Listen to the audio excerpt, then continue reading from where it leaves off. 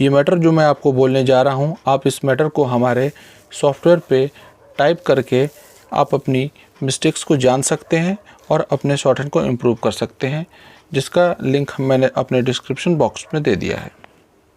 3, 2, 1 start. Mr. Deputy Chairman, sir, before beginning my speech on the budget, I would like to associate myself with the other gentlemen without holding any speculation in condemning the incident which was referred to earlier.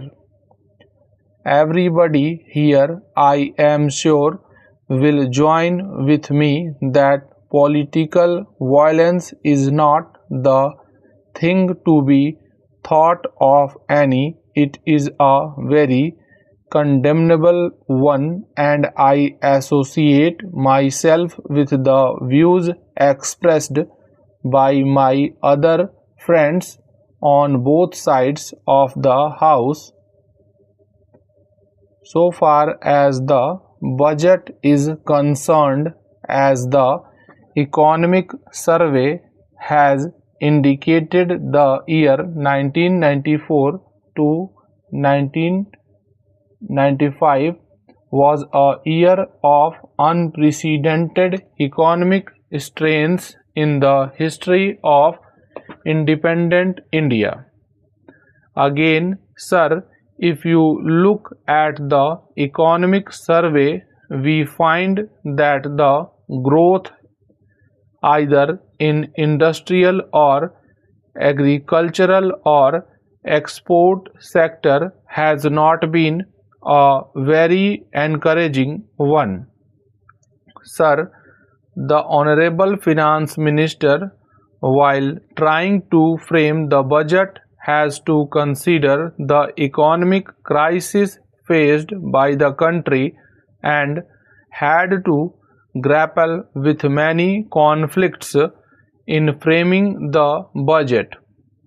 I should like to say here, to a considerable extent, he had made a condemnable effort in order to see that some incentives will be provided both for industrial as well as agricultural growth, which has been rather stagnant for years in this country.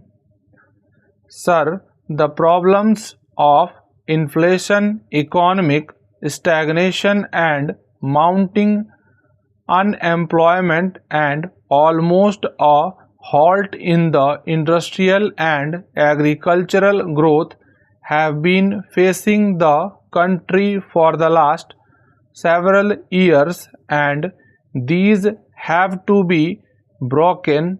But I wonder whether the proper way to tackle these serious problems is to follow the same old path of increasing indirect taxation and budgetary deficit. If you look at the figures, we find the deficit of rupees 126 crores, which was estimated by the previous finance minister for the year 1994-95, has now revealed itself not to remain at rupees 200 crores but has actually risen to rupees 600 crores.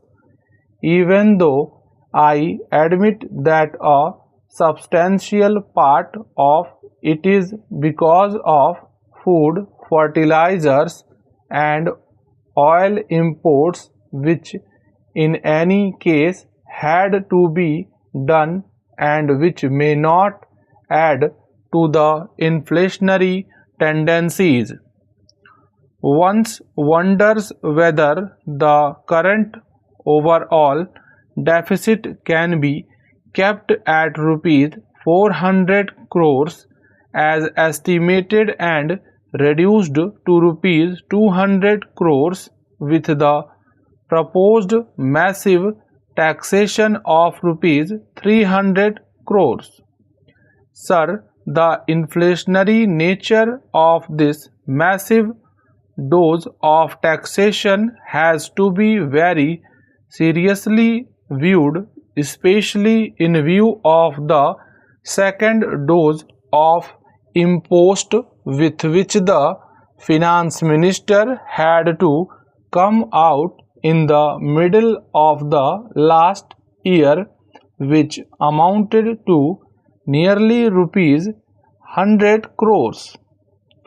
Again, the impost of the previous finance minister for resource raising on top of the previous one, which gathered nearly rupees 800 crores to rupees 1000 crores by way of central taxes, railway taxes, posts and telegraphs levies, and also taking into consideration the many deficit budgets of the different states, I am sure will result in back-breaking burden for the people. Sir, the impost on consumer items had added a further burden on the common man. The only justification which I can see for the additional taxation will be found in the hope of raising the plan outlay by about 23% to rupees 6,000 crores, and it is welcome feature, particularly so when the outlay is substantially for agricultural and energy resources, and I commend that effort of the Honorable Finance Minister. Sir, we find that agriculture and the energy resources have been stagnating for a couple of years, and the investment there has not been a considerable one. So far as agriculture is concerned, I would like to associate myself with the views expressed by my honorable friend, who has gone into greater details of the position with regard to agriculture.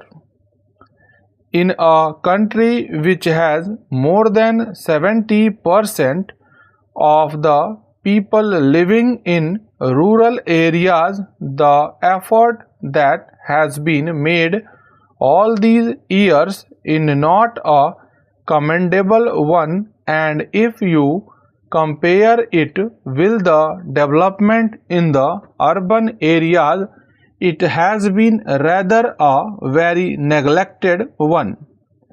Sir, even with regard to the organized sector in wages and other amenities, there is always agitation, and they will be in a position to get relief, and we always find that the demand is for linking the wages to the rising cost of living.